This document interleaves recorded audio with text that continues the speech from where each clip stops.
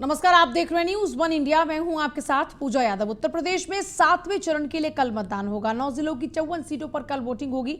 613 प्रत्याशियों की किस्मत का फैसला वोटर करेंगे। 9 जिलों की 54 सीटों पर कल होगा मतदान और आप करेंगे मतदान पहले और फिर जलपान। 613 प्रत्याशियों की किस्मत का फैसला वोटर करेंगे। यूपी में आजमगढ़, मऊ, जौनपुर, गाजीपुर, चंदौली, वाराणसी, मिर्जापुर, सोनभद्र, भदोही जिलों में मतदान। 54 सीटों पर कुल 613 प्रत्याशी चुनावी मैदान में हैं। इनके भाग्य का फैसला 2 करोड़ वोटर करेंगे। 2017 के विधानसभा चुनाव में इन 54 सीटों में भाजपा के पास 29, सपा ने 11, बसपा ने 6 और अपना दल के पास 4, सुभाषपा ने 3 और निषाद पार्टी ने 1 सीट जीती थी यहां।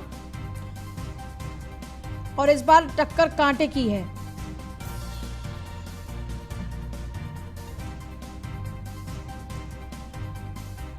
और तैयारियां भी उसी हिसाब से की गई हैं। तमाम पॉलिटिकल पार्टीज के नेता यहां डटे रहे। शनिवार को ही चुनाव प्रचार थमा और अब 613 प्रत्याशी किस्मत का फैसला, जिनमें खुद 3 राज्य मंत्री भी हैं जो कि वाराणसी से ही चुनाव लड़ रहे हैं और वाराणसी खुद प्रधानमंत्री मोदी का संसदीय क्षेत्र है। 7वें चरण में सियासत के कई धुरंधरों की किस्मत का भी फैसला होगा। योगी सरकार के कुल 7 मंत्री हैं जिनकी साख इस चरण में दांव पर लगी है। कैबिनेट मंत्री रहे दारा सिंह चौहान, अनिल राजभर, रविंद्र जायसवाल, नीलकंठ तिवारी, गिरीश यादव, रमाशंकर सिंह पटेल, दुर्गा प्रसाद यादव, आलमबरी आजमी, शैलेंद्र यादव ललई, विजय मिश्रा, सुभाषपा अध्यक्ष ओम प्रकाश राजभर, तूफानी सरोज, धनंजय सिंह, मुख्तार अंसारी के पुत्र अब्बास अपने पिता की मऊ सीट पर किस्मत आजमा रहे हैं। और आप जानते हैं कि मुख्तार अंसारी के नाम पर बीजेपी ने कितनी अच्छे तरीके से पूरी पॉलिटिक्स इस बार की है और मुख्तार अंसारी के नाम पर बताया है कि कैसे योगी सरकार में ऐसे बाहुबलियों को डर लगता है। 7वें चरण में जब कई धुरंधर किस्मत अपनी आजमा रहे हैं तो ऐसे में जैसा जिक्र हमने किया कि कई कैबिनेट मंत्रियों की साख भी दांव पर है। दारा सिंह चौहान जो कि बीजेपी छोड़कर बीजेपी के ऊपर विकास में भेदभाव के आरोप लगाकर समाजवादी पार्टी की तरफ रुख किया, वही दारा सिंह चौहान भी इस बार चुनावी मैदान में हैं। 7वें चरण में उनकी भी किस्मत का फैसला होगा। अनिल राजभर हैं, रविंद्र जायसवाल हैं, नीलकंठ तिवारी, गिरीश यादव, रमाशंकर सिंह पटेल, दुर्गा प्रसाद यादव, खुद ओम प्रकाश राजभर, तूफानी सरोज, धनंजय सिंह, मुख्तार अंसारी का बेटा अब्बास। देखिए 54 विधानसभा सीट जिनमें रॉबर्ट्सगंज, ओबरा, दुद्धी, दीदारगंज, अतरौला, गोपालपुर, सकलडीहा, सागरी, शिवपुर, मुबारकपुर, सेवापुरी, भदोही, ज्ञानपुर, औरई, मधुबन, घोसी, मोहम्मदाबाद, गहना, मऊ, मोहम्मदाबाद, सैयदपुर, चकिया, अजगर, रोहनिया, मछली शहर, मरियाहू, छाम्बी, मिर्जापुर, मझवा, चुनार, शाहगंज, जौनपुर, मल्हानी, बदलापुर, पिंडारा, आजमगढ़, निजामाबाद, जमानिया, मुगलसराय, फूलपुर, पवई, लालगंज, मेहरगढ़, जाफराबाद, सैदपुर, मनिहा, घोरावल, वाराणसी उत्तर, वाराणसी दक्षिण, वाराणसी कैंट, गाजीपुर, जंगीपुर, जहूराबाद, मुंगरा, बादशाहपुर सीट जिन पर मतदाता अपने मताधिकार का इस्तेमाल करेंगे और यहीं पर ही 613 प्रत्याशियों की किस्मत का फैसला होगा। 75 महिला प्रत्याशी भी हैं इस बार इस 7वें चरण में। 214 उम्मीदवार 5वीं से 12वीं के बीच पढ़ाई वाले हैं। 346 ग्रेजुएट हैं, उससे ज्यादा पढ़े हैं। 30 उम्मीदवारों को सिर्फ अक्षर ज्ञान है, 4 तो साक्षर नहीं। 7वें चरण में 75 महिला प्रत्याशी भी चुनावी मैदान में हैं। 17 के विधानसभा चुनाव के मुकाबले इस बार 2022 में दागी प्रत्याशियों में 8% का इजाफा ही हुआ है, जबकि करोड़पति प्रत्याशियों में 9% का इजाफा हुआ है।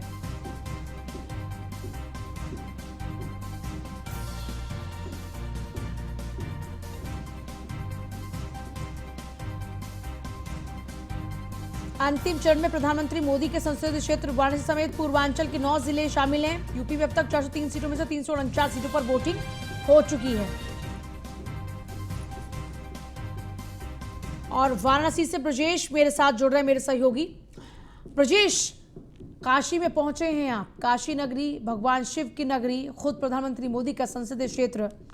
अब जबकि कल वोटिंग है, उससे पहले लोगों की नब्ज टटोलते हुए क्या आपको हासिल हुआ, क्या पता चला, क्या चल रहा है यहाँ पर, लोगों के जहन में क्या है? पीएम मोदी की मौजूदगी, सीएम योगी का धुआंधार प्रचार, खुद पीएम मोदी का धुआंधार प्रचार, इतना बिग शो, उसके बाद क्या कुछ स्थिति बनी हुई है? बिल्कुल, देखिए पूजा, सबसे बड़ी बात यह है कि अगर हम पूर्वांचल के सबसे आखिरी चरण की बात करें तो उसका केंद्र बिंदु काशी है, और काशी को जिसने भी फतेह कर लिया वो मानो उसको जो है मनचाही मुराद मिल गई। तो अब सबसे बड़ा सवाल यही है कि काशी कौन फतेह करने जा रहा है। काशी को फतेह करने के लिए प्रधानमंत्री नरेंद्र मोदी ने खुद के चेहरे को आगे कर दिया है। उन्होंने पूरी तरीके से यहाँ पर योगी के चेहरे को पीछे छोड़ करके अपने चेहरे को आगे करते हुए यहाँ जनता से खुद को जिताने की अपील की है। उन्होंने साफ तौर पर कहा कि आप भूल जाइए कि कौन प्रत्याशी लड़ रहा है, भूल जाइए कि सरकार ने क्या किया क्या नहीं किया। अगर आपको मोदी पर यकीन है तो आप मोदी को वोट कीजिए, मोदी ही वो आपकी विश्वास का वो चेहरा, और मैं आपको विश्वास दिलाता, धोखा नहीं मिलेगा। तो कोशिश 7वें चरण में प्रधानमंत्री नरेंद्र मोदी ने पूरी तरीके से ये की है कि इस चुनाव को खुद के चेहरे पर केंद्रित करने को। चुनाव प्रचार खत्म होने के आखिरी दिन तक प्रधानमंत्री यहां पर थे, उन्होंने जनसभा की, उससे ठीक एक दिन पहले मेगा रोड शो किया, और उस रोड शो में जिस तरीके की भीड़ उमड़ी, उसने ये बता दिया कि देखिए मोदी मैजिक काशी से खत्म नहीं हुआ है। काशी में अभी भी मोदी को लेकर दीवानगी है, और काशी में मोदी ने काम भी किया है। अगर प्रधानमंत्री के तौर पर आप बात करें, एक सांसद के तौर पर बात करें, तो आपको बनारस में वो विकास दिखाई देता है।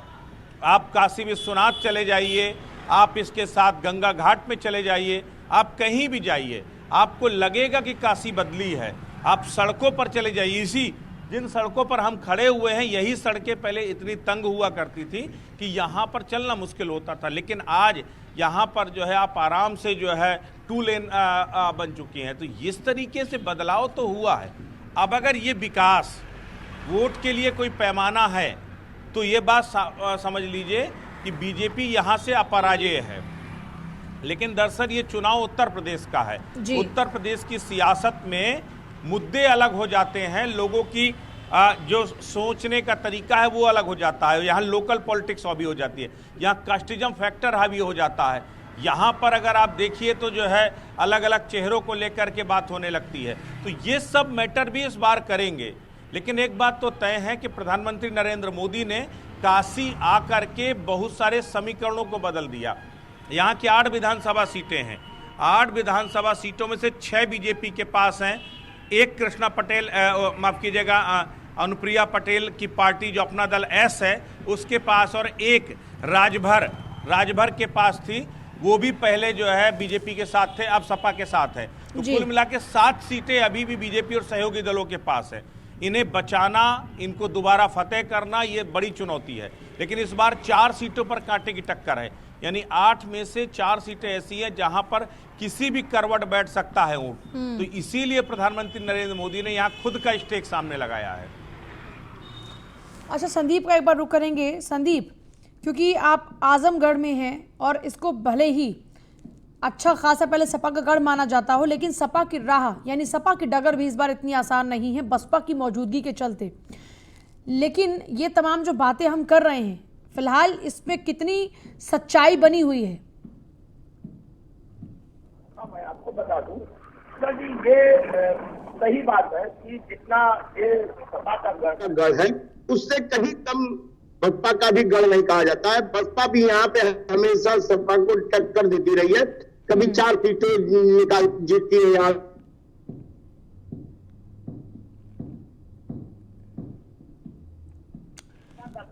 जी, ये बसपा कहीं न कहीं बसपा भी हावी रहती है। तो इस 22-23 चुनाव में ये नहीं कहा जा सकता कि पूरी तरह से सपा हावी है। बसपा भी कहीं न कहीं इसको टक्कर देती रही है। 2 सीटों पे प्रत्याशियों ने ये अपना दम दिखाया है, जिससे ये लगता है कि 2-3-4 सीटों पे बसपा हार सकती है। देखिए, मुबारकपुर, सगड़ी, दीदारगंज, लालगंज, यहाँ बसपा, इसके अलावा आजमगढ़ सदर, गोपालपुर, मेहरनगर, अतरौलिया, निजामाबाद, ये सपा, उधर बसपा इधर सपा। तो दोनों में क्या इस बार यहाँ इस इलाके की अगर बात करते हैं, अगर इन कॉन्स्टिट्यूएंसीज की बात कर रहे हैं, तो यहाँ पर क्या मुकाबला सपा बसपा के बीच में है, या फिर सपा बीजेपी और उसमें तीसरा फैक्टर बसपा बड़ा इंपॉर्टेंट हो गया है? एग्जैक्टली क्या सिचुएशन बनी हुई है और कौन से मुद्दे हैं इस बार, कौन कौन से फैक्टर्स यहाँ पर वर्क कर रहे हैं अभी?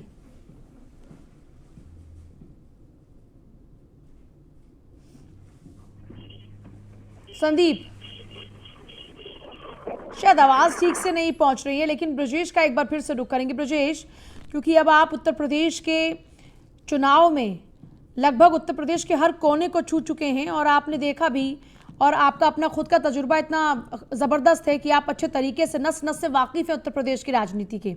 अब जबकि 7वां चरण है, पीएम मोदी की मौजूदगी और सीएम योगी का अपना प्रचार, दोनों की ये जो एक जोड़ी है वो बड़ा, आपने इससे जिक्र किया कि अपराजय यहाँ पर बना दिया है, लेकिन साथ ही आपने कहा कि यहाँ पर बहुत सारे फैक्टर्स काम करते हैं। क्या इस बार वो फैक्टर काम कर रहे हैं या फिर पीएम मोदी के सामने सब गौण हो गए हैं? अब देखिए पूजा, सबसे बड़ी बात यही, जरा पूर्वांचल के समीकरणों को समझिए। पूर्वांचल अगर हम बात करें, पूर्वांचल में जो जातीय समीकरण है वो हमेशा बाकी सारे फैक्टर को डोमिनेट करते रहे हैं। आप 2017 में बीजेपी को जो एक बड़ी कामयाबी मिली, उसके पीछे की बड़ी वजह थी कि जिस तरीके से जो मोदी मैजिक चल रहा था वो 2014, 2017, 2019 ये जो मोदी मैजिक चला, उसी में 2017 था। 2017 में जातीय समीकरणों के तिलिस्म को एक बेहतर सोशल इंजीनियरिंग के जरिए बीजेपी ने अपने पाले में किया। बीजेपी ने जो एक नई गणित वहां पर चली कि गैर यादव पिछड़ा और गैर जाटो दलित, ये जो कॉम्बिनेशन बीजेपी ने अपने पक्ष में करने में कामयाबी की, इसकी वजह से सपा और बसपा का एक बड़ा वोट बैंक शिफ्ट होकर के बीजेपी के साथ खड़ा हो गया। और आप सोचिए कि यहां से सपा और बसपा की सियासत लगभग खात्मे की तरफ चली गई। अब आप समझिए, आप ओवरऑल अगर आप सपा के वोट बैंक की बात करें तो सपा और बसपा से लगभग 20% का जो वोट बैंक है वो बीजेपी में शिफ्ट हो गया था 2017 में। लेकिन अब सवाल ये है कि क्या 2017-2022 की तस्वीर एक ही है? क्या 2017 में और 22 में जो 17 में वेव आपको मोदी मैजिक दिखाई दे रहा था, क्या वो 22 में भी बरकरार है? शायद नहीं। यहां पर देखिए, थोड़ा आपको एंटी इनकम्बेंसी भी दिखाई देगी, थोड़ा लोकल लेवल पे नाराजगी भी दिखाई देगी। इस बार वो जातीय तिलिस्म, वो जो समीकरण जो बीजेपी ने बुने थे, वो भी कुछ हद तक टूटते नजर आ रहे हैं। तो ओवरऑल आप समझिए कि आपने जो 20% सरप्लस वोट बैंक हासिल किया था, वो वोट बैंक आपसे खिसकता हुआ नजर आ रहा है, या लगभग आधे से ज्यादा खिसक चुका है। जिस तरह की fight, net to net fight चल रही है, अब आपकी लड़ाई आ गई, बराबरी पर आ गई। अब यहां सस्टेन कौन करेगा? सस्टेन अगर आप जातीय समीकरणों के लिहाज से अब दोनों एक दूसरे के साथ खिलाफ खड़े हैं। अब सवाल ये है कि बीएसपी का जो कोर वोटर है, अगर वो टूट करके या तो बीएसपी के साथ ही खड़ा रहे तो बीजेपी को फायदा है, या बीएसपी से टूटकर अगर बीजेपी के साथ चला गया तो बीजेपी को फायदा है। अन्यथा बीजेपी यहां से डैमेज हो रही है। तो ये अपने आप में समीकरण, इन्हीं सब समीकरणों को काटने के लिए प्रधानमंत्री नरेंद्र मोदी सामने आए, क्योंकि जब ब्रांड मोदी चलता है तो सारे फैक्टर डोमिनेट हो जाते हैं। तो लेकिन अब वो कितना रिलेवेंट हुआ है, देखिए वाराणसी की अगर बात करें, वाराणसी सदर की 4 सीटें हैं, खास करके वाराणसी दक्षिण, वाराणसी उत्तर, कैंट, 3 विधानसभा सीटों पर रोड शो किया था प्रधानमंत्री ने। वाराणसी दक्षिण की नीलकंठ तिवारी की सीट अभी भी डामाडोल की स्थिति में है। सबसे ज्यादा जोर यहाँ पर जो मंत्री फाइट कर रहे हैं इस वाराणसी के अंदर लोकसभा संसदीय क्षेत्र, इसकी जो कॉन्स्टिट्यूएंसी है, उसमें उन मंत्रियों के पास भी इतनी ताकत नहीं कि अपनी सीटों को बचा पाए, जबकि डबल इंजन की सरकार, खुद प्रधानमंत्री मोदी का संसदीय क्षेत्र, वहां पर भी उनको भी पीएम मोदी के चेहरे की जरूरत पड़ रही है। यहां आपने देखा होगा 3 दिनों तक आपने यहां कहीं पर भी मोदी के सिवा कोई और तस्वीर नहीं देखी होगी। बिल्कुल, हाँ। यहां तक कि मुख्यमंत्री योगी आदित्यनाथ जो स्टार कैंपेनर है, जो सबसे बड़ा चेहरा है, वो भी वाराणसी में आकर एक तरह से साइडलाइन थे या पीछे थे। उसके पीछे की वजह थी, यहां पर मोदी में बनाने की कोशिश की गई है। ये स्ट्रेटजी का हिस्सा है कि यहां पर केवल और केवल एकमात्र चेहरा वो मोदी होना चाहिए। काशी में मोदी का ही वो चेहरा है जो ये एक बार टर्न आउट कर सकता है, बीजेपी की हारी हुई सीटों को दोबारा वापस ला सकता है। वरना स्थितियां यहां पर कांटे की हैं। 8 में से 4 सीटें ऐसी हैं जो जहां पर मुकाबला बेहद ही कांटे का है। तो ये वो सारी चीजें हैं जहां मोदी मैजिक काम करेगा। और मोदी मैजिक कितना काम के साथ साथ ब्रजेश, ममता बनर्जी की एंट्री भी हुई काशी में। ममता बनर्जी की एंट्री का क्या असर है? देखिए, ममता की एंट्री ने कहीं ना कहीं बीजेपी को थोड़ा फायदा पहुंचाया है। ये स्ट्रेटजिकली कहीं ना कहीं चूक है समाजवादी पार्टी की ममता बनर्जी को काशी में ला करके आप प्रधानमंत्री नरेंद्र मोदी को घेरने की बात कर रहे थे। यहां से ममता कह के गई कि खेला हो गए, तो अब 10 मार्च को तय होगा कि खेला किसका हुआ। क्योंकि जिस तरीके से एक हिंदुइज्म की छवि, आप एक तरफ हिंदुइज्म है और एक तरफ एंटी हिंदुइज्म की छवि के तौर पर ममता बनर्जी यहां पर आ रही हैं। ममता बनर्जी का घाट से लेकर के मंदिर तक हर जगह विरोध हुआ। तो इसके जरिए ये बताने की कोशिश, बीजेपी लगातार इस मुद्दे को उठा रही है और कह रही है कि अब आप सोचिए, जो वहां मंदिरों को तोड़वाते हैं, जो वहां हिंदुओं पर हमला करते हैं, जो जय श्री राम के नाम से घृणा करती हैं, उन्हें काशी लाया गया है। उनके साथ अखिलेश यादव खड़े हैं। केवल अखिलेश के पिता ने ही केवल जो है राम भक्तों पर गोली नहीं चलवाई थी, बल्कि वो लोग जो राम के नाम से घृणा करते हैं उन्हें भी अपने साथ लेके चलते थे। इस तरह का एक वातावरण बनाने की कोशिश की गई है। तो जाहिर तौर पर काशी में इसका नुकसान समाजवादी पार्टी को उठाना पड़ सकता है। वो एक फैक्टर है जो नुकसान कर सकता है। तो अब ये देखना होगा कि जो एंटी हिंदुइज्म वाला वोट बैंक है वो कितना पोलराइज होता है अखिलेश के साथ, ये अपने आप में एक बड़ी बात होगी। लेकिन यहाँ पर जो समीकरण है वो दोनों अपने अपने तरीके से समीकरण से कर रहे हैं। अखिलेश यादव अयोध्या जाते हैं, हनुमानगढ़ी जाते हैं, लेकिन रामलला नहीं जाते हैं। काशी में आते हैं तो यहाँ पर आकर ममता बनर्जी को लेकर के आते हैं। यानी कि वो कहीं ना कहीं चाहते हैं जो एंटी हिंदुइज्म की छवि है उसको कैश करना चाहते हैं। तो ये अपने आप में जो 80-20 की लड़ाई पश्चिम से शुरू हुई थी, वो 80-20 की लड़ाई की जो प्रमुख प्रयोगशाला या फिर कहें उसका समापन है, वो काशी में होने जा रहा है। ठीक है, आप दोनों के पास वापस लौटते हैं। देखिए, हर पॉलिटिकल पार्टी अपने अपने हिसाब से, अपने अपने लिहाज से पूरी कोशिश कर चुकी है और कोशिशें तो अब भी जारी हैं और पोलिंग बूथ तक वोटर के पहुंचने तक कोशिश जारी रहेंगी, लेकिन उसके आगे का सफ़र वोटर का होगा। लेकिन हम फिर अपील करेंगे कि वोटर सोच समझकर फैसला करे। बात मुद्दों की होनी चाहिए, जाति धर्म से ऊपर उठकर ये पोलराइजेशन जैसी जो बातें हमेशा से यूपी की पॉलिटिक्स के लिए होती रही, इससे ऊपर उठकर वोटर इस बार वोट करें। एटा के नगला समल में बाघ घुसने से हड़कंप मच गया। बाघ ने एक बच्चे पर हमला भी कर दिया। पिछले 3 दिनों से बाघ के पैरों के निशान मिल रहे थे। ग्रामीणों ने वन विभाग को इस बात की सूचना भी दी, लेकिन अब तक बाघ पकड़ा नहीं गया। एक्सक्लूसिव तस्वीरें आई, अब आपको दिखाते हैं। बाघ जो कि देखिए कैसे आराम फरमा रहा है। दूसरी तरफ लोगों की नींदें उड़ गई हैं क्योंकि इस बाघ ने एक बच्चे के ऊपर हमला कर दिया। लोग इतना ज़्यादा घबराहट में हैं, लोग इतना डरे हुए हैं, सदमे में हैं कि कहीं ये बाघ उनमें से किसी के भी ऊपर हमला ना कर दे, किसी की जान ना चली जाए। लेकिन वन विभाग ने अब तक इस बाघ को नहीं पकड़ा है। बाघ ने एक बच्चे पर हमला भी बोल दिया। उससे पहले लोगों का कहना है कि वो इस बात की इत्तला पहले ही कर चुके थे वन विभाग को। उनको लगातार पैरों का निशान देखने को मिल रहे थे। उन्होंने इस बात की सूचना वन विभाग को दी, लेकिन वन विभाग ने अब तक बाघ को पकड़ा नहीं और अब ये बाघ एक बच्चे पर हमला कर चुका है। ये एक्सक्लूसिव तस्वीरें हम आपको दिखा रहे हैं। ज़रा देखिए किस तरीके से ये जो बाघ है वो आराम फरमा रहा है।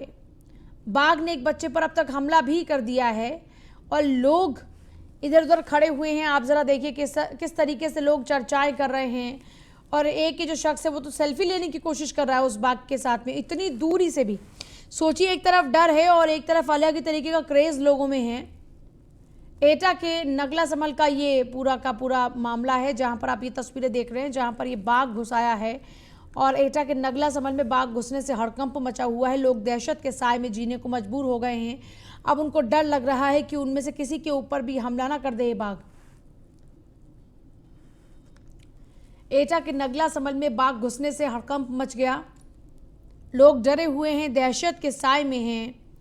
लोगों को लग रहा है कि उनमें से या उनके किसी भी बच्चे पर ये बाघ हमला ना कर दे, क्योंकि एक बच्चे के ऊपर हमला कर चुका है। आरबी द्विवेदी हमारे साथ है, संवाददाता एटा से। आरबी द्विवेदी, अभी तक वन विभाग ने इस बाघ को पकड़ा कि नहीं और लोग क्या कुछ कह रहे हैं, कितना डरे हुए हैं और इस बाघ से बचने के लिए क्या कुछ एहतियात बरत रहे हैं लोग? आरबी द्विवेदी, सुबह के वक्त जो है जहाँ पर बाघ ने दस्तक दे दी, जिससे एक बच्चे को भी घायल कर दिया, एक पशु बकरी को भी घायल कर दिया, जिसमें उस बच्चे की गंभीर हालत के चलते उसको सर्जरी रेफर कर दिया गया है। बाकी लोगों में ग्रामों में यहाँ पूरे गाँव में दहशत है। आसपास के लगभग 10 से 15 गाँव की यहाँ जनता जो है इकट्ठी है यहाँ पर, और प्रशासन यहाँ पर ASP साहब का कालू सिंह, SDM और बड़े आला अधिकारी जिले के जो है सभी यहाँ मौके पर मौजूद हैं। वन विभाग की टीम भी आ गई है। जो रेस्क्यू करने वाली जो टीम है वो आगरा से आ रही है बताया जा रहा है। और यहाँ पर पुनवा की पूरी टीम जो है यहाँ पर लगा दी गई है और पूरी मुस्तैदी से यहाँ पर मुस्तैद बाकी जंग जो अभी बैठा हुआ है और लगभग 6 घंटे 5-6 घंटे बता रहे हैं ग्रामीण आके 5-6 घंटे हुए दस्तक दिए हुए। अभी पुनवा की टीम आ रही है, बता ज्यादा आ रही है कि जल्द से जल्द इसका रेस्क्यू कर लिया जाएगा। जी पूजा। चलिए, बहुत शुक्रिया आपका फिलहाल आरबी द्विवेदी पूरी जानकारी के लिए।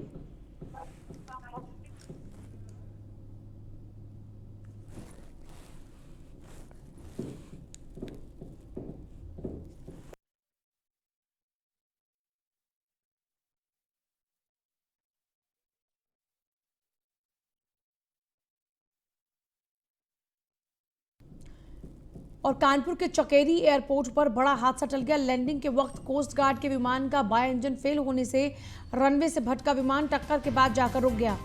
कानपुर के चकेरी एयरपोर्ट पर यह बड़ा हादसा हो सकता था, लेकिन भगवान की कृपा से लैंडिंग के वक्त ये जो कोस्ट गार्ड के विमान का बाय इंजन फेल हुआ, विमान ब्लास्ट नहीं हुआ बल्कि टकरा कर रुक गया। रनवे से भटका विमान टक्कर के बाद रुक गया। ये तस्वीरें एक्सक्लूसिवली आपको दिखा रहे। देखिए किस तरीके से यहाँ पर इंजन फेल होने के बाद क्या स्थिति, यहाँ पर एक्सक्लूसिवली आपको भयानक हादसा जो होते होते बच गया उसका तस्वीरें, उसका मंजर, उसकी तस्वीरें जरा देखिए।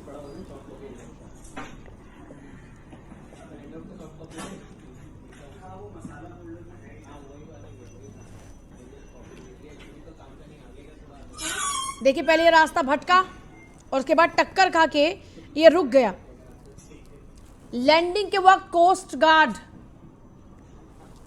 पहले जरा एक बार तस्वीर देखिए फिर आपको पूरी एक बार जानकारी देते हैं क्या कुछ हुआ। यहाँ पर कोस्ट गार्ड का बाय इंजन जो था वो फेल हो गया और लैंडिंग के वक्त देखिए कैसे ये जो एयरपोर्ट पर प्लेन है वो लैंड कर रहा है और लैंडिंग के दौरान में ही देखिए किस तरीके से यहाँ पर जो बड़ा हादसा हो सकता था वो बड़ा हादसा होते होते बच गया। लैंडिंग के वक्त कोस्ट गार्ड के विमान का दरअसल बाय इंजन फेल होने के कारण ये जो विमान था वो रास्ता भटका और लगा मानो अब कोई बड़ा हादसा होने वाला है, लेकिन यहाँ पर ये विमान टकराया जाकर और टकराकर रुक गया।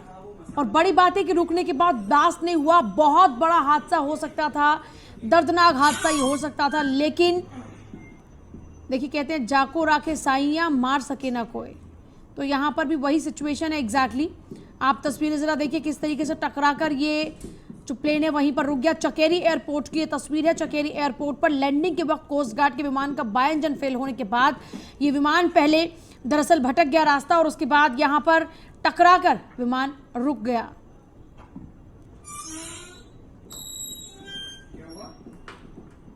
और उसके बाद जो पूरी टीम तैनात थी यहाँ पर वो तुरंत से पहुंची।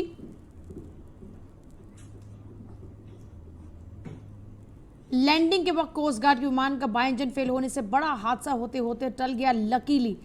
ये तस्वीरें आपको एक्सक्लूसिवली दिखा रहे हैं, जरा देखिए कि कितना भयानक मंजर था, लेकिन सब आखिरकार ठीक हो गया। देखिए यहाँ पर ये लैंड कर रहा है प्लेन और लैंड करते करते अचानक से इंजन फेल हो गया। रमन गुप्ता हमारे साथ जुड़ गए, मेरे सहयोगी। रमन, अभी क्या कुछ अपडेट है एग्जैक्टली अब क्या जो रिपोर्ट्स है वो बता रही हैं, क्या हुआ था? जी बिल्कुल आपको बताना चाहूंगा, फिलहाल अभी स्थिति नियंत्रण में है। ये लैंडिंग के दौरान जो कोस्ट गार्ड विमान था इसका जो है इंजन बाएं तरफ का इंजन फेल हो जाता है, जिससे पूरे जो है एयरपोर्ट पे अफरा तफरी मच जाती है। रनवे से भटका था विमान, टक्कर के बाद रुका। आपको बताना चाहूंगा कि जब विमान लैंड करता है उसके बाद ये डगमगा जाता है और किसी तरह नियंत्रण में तो आ गया, लेकिन वहां पर अफरा तफरी मच जाती है। फिलहाल अभी स्थितियां जो है नियंत्रण में है। जी दूसरी बात ये है कि विमान को उड़ाने वाला चालक, उसके भी पेशेंस की यहाँ पर तारीफ करनी बनती है, क्योंकि ये देखिए ऐसी सिचुएशन में पेशेंस रखते हुए एकदम सिचुएशन को हैंडल करना ये भी बड़ी बात है। लेकिन पता चला कि किस तरीके से ये इंजन फेल हुआ, मतलब कोई और एक्स्ट्रा जानकारी अभी आपके पास में जो एक्सक्लूसिवली आपको पता चली हो अभी तक, कुछ जांच या कुछ भी जो सिचुएशन के बाद चीज़ें साफ हुई हो? जी बिल्कुल आपको बताना चाहूंगा, ये जो पूरा वीडियो है ये मंगलवार का है, क्योंकि ये जो वीडियो है ये थोड़ा सा लेट मिल पाया है। उसके बाद आपको बताना चाहूंगा जो स्थिति थी, जिस तरह से बेकाबू हुआ, उसके बाद जिस तरह से उसको नियंत्रण में पायलट किसी तरह लाया, वो कहीं ना कहीं सराहनीय है। उसको हल्की फुल्की चोटें भी आई हैं, फिलहाल उसका इलाज भी चल रहा है। अभी फिलहाल स्थितियां हैं जो नियंत्रण में है, और जो है उस विमान विमान में कुछ तकनीकी खराबी की वजह से उसको वहीं पर ही रोक दिया गया है, और अभी जांच फिलहाल चल रही है जी। चलिए, शुक्रिया आपका फिलहाल। और फिलहाल आपसे ले रहे हैं इजाजत, नमस्कार।